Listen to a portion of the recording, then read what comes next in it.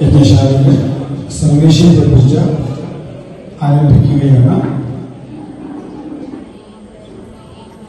നമ്മൾ ആരാധിക്കുന്നതായ ദേവതാ സങ്കല്പം മഹാലക്ഷ്മി സങ്കല്പമാണ്. മഹാലക്ഷ്മി സങ്കല്പത്തിന് ഇത് സ്ത്രീയാണോ പുരുഷനാണോ എന്നൊക്കെ ചോദിച്ചു കഴിഞ്ഞാൽ ഭാഗവതം നമുക്ക് പറഞ്ഞു തരുന്നുണ്ട്. സ്ത്രീ ദൈവം പുരുഷ ദൈവം അങ്ങനെ ഒന്നില്ല. പ്രാണനെ സംബന്ധിച്ച് സ്ത്രീയുടെ പ്രാണൻ പുരുഷന്റെ പ്രാണൻ അങ്ങനെയില്ല. ഇവിടെ ഈശ്വര സങ്കല്പത്തെ നമുക്ക് പറഞ്ഞു തരുമ്പോൾ ഒരേ ഒരു ഈശ്വരനെ ഏകദൈവത്തെ ലോകത്തിന് പരിചയപ്പെടുത്തി കൊടുത്തത് ഈ സനാതന ധർമ്മമാണ്.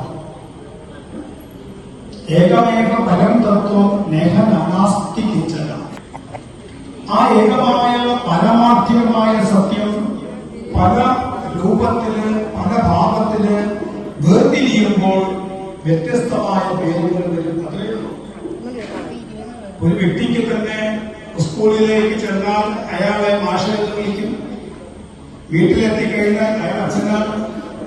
കൂട്ടുകാരടുത്തെത്തിയ അയാൾ കൂട്ടുകാരനാണ്. ക്ഷേത്രത്തിൽ എന്തെങ്കിലും ഉത്തരവാദിത്തമാണെങ്കിൽ അയാൾ പ്രസിഡന്റാണ്. ഭാര്യയെടുത്തെത്തുമ്പോൾ അയാൾ ഭർത്താവാണ്. മരുമകനെടുത്തെത്തുമ്പോൾ അമ്മാവനാണ്. ഈ അമ്മാവനായിട്ടും അച്ഛനായിട്ടും കൂട്ടുകാരനായിട്ടും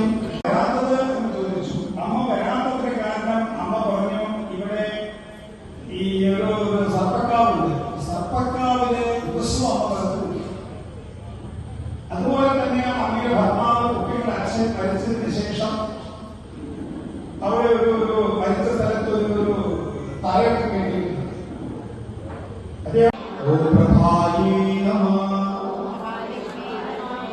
ഓം ചന്ദ്രവദനായ നമഃ. ഇവരുടെ ഓരോരുത്തരായിട്ട് വന്ന് അർച്ചിച്ചോ പ്രസാദം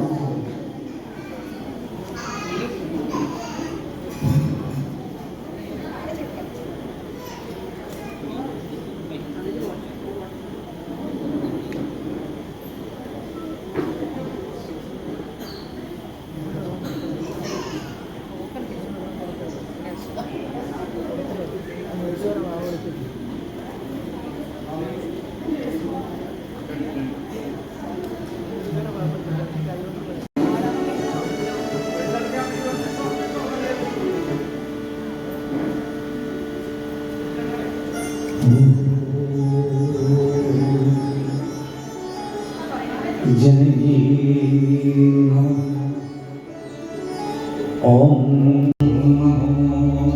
നാരായണായ ഓം ഓം നമഃ നാരായണേ നമഃ ഓം ചതുരേ